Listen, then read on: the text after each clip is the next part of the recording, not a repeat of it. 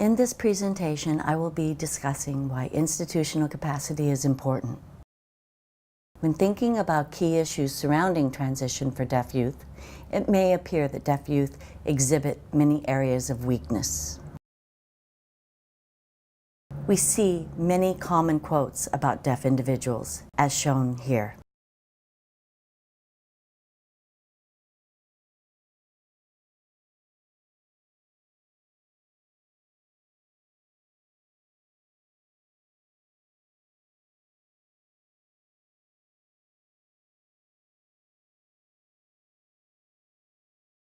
The quotes shown here suggest a deficit perspective, that deaf youth have a myriad of significant weaknesses and are in need of assistance.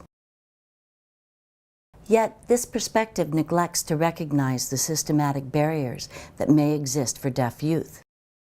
Instead of a focus solely on the skills deaf youth need, it is also necessary to recognize what type of barriers may exist in institutions and programs such as VR, workplaces, schools, and how those programs can improve system capacity to serve deaf youth.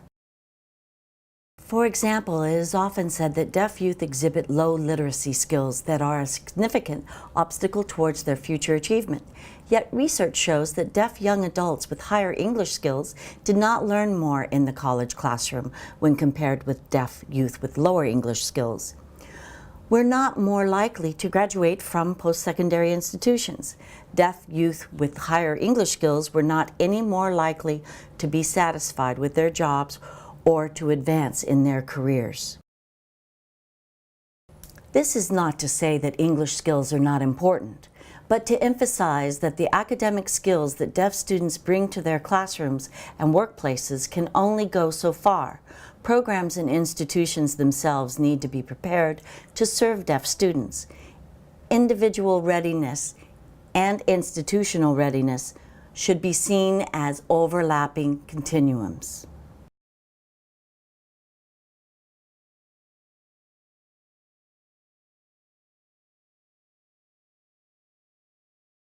And in actuality, the current data about deaf youth in transition offers some areas of optimism. High school graduation is high, collegiate enrollment is high, and is on the increase. Deaf youth are likely to volunteer in the community and tend to be socially active.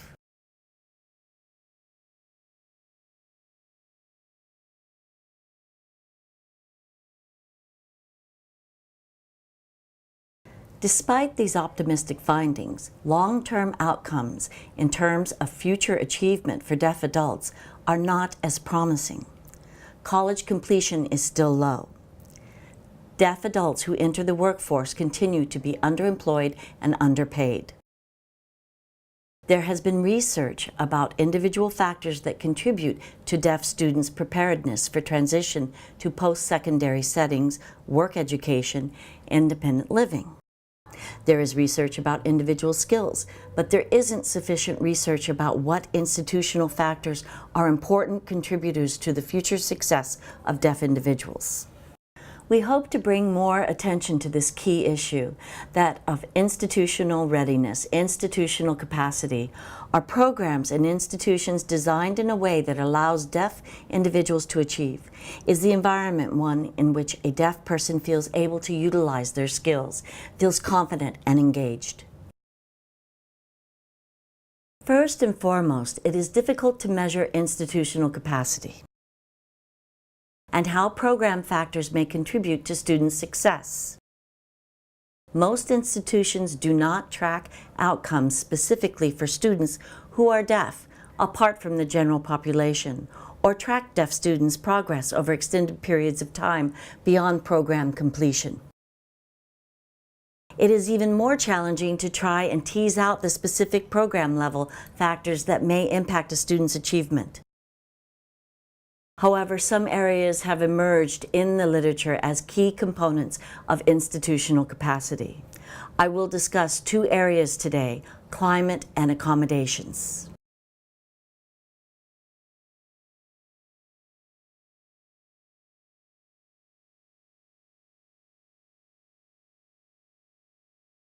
It is important to ask about the general feeling of the campus, program, or workplace for deaf individuals. People, policies, and programs all contribute to overall climate. A safe, welcoming climate should create more social opportunities. Social experiences and feeling connected to a community is an important factor in persistence towards degree completion for deaf students. Social networking also contributes to future employment success. Many things set the tone for how welcoming an institution is towards deaf individuals. What are the attitudes about the deaf individuals at the program? Are interpreters available at public events? Are accommodation requests efficient or challenging to navigate? Does the program seek out expertise from other deaf professionals? Are social opportunities available for deaf youth? Those processes contribute to the feelings of support and overall climate, which is often discussed in the deaf community. That is a big part of the decision-making of deaf youth as they consider their future plans and transition goals, and which programs or settings may be the best fit for them.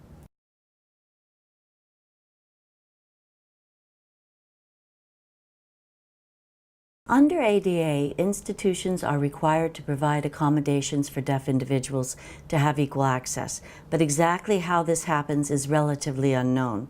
Growing numbers of deaf individuals are entering a broad range of education and employment settings that require accommodations. Despite high enrollment and use of accommodations, deaf students still perceive many barriers in the workplace and post-secondary environments. There is still much work to be done in this area. How accommodations become more effective are influenced by a number of factors, such as the change of legal context as students move from high school to college or the workplace, and the legal implications thereof. The role of disclosure, when a person discloses their deafness and requests accommodations, makes an impact as well. There are numerous challenges in the implementation as to the availability of high-quality accommodations in that area, and institutions' decision-making on how to provide accommodations when and where many challenges are still present.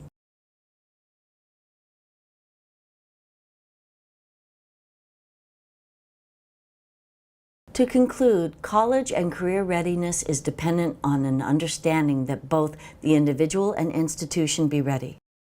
Individuals need to be prepared with the appropriate skills to reach their goals, while institutions must also be prepared to fully include deaf students with diverse needs, experiences, backgrounds, and skills.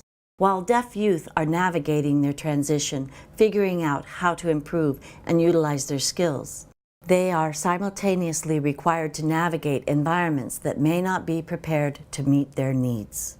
The increasing numbers of deaf youth who are transitioning to a wide range of post-secondary options are an opportunity for institutions and programs to think critically about how to increase their capacity to serve diverse populations.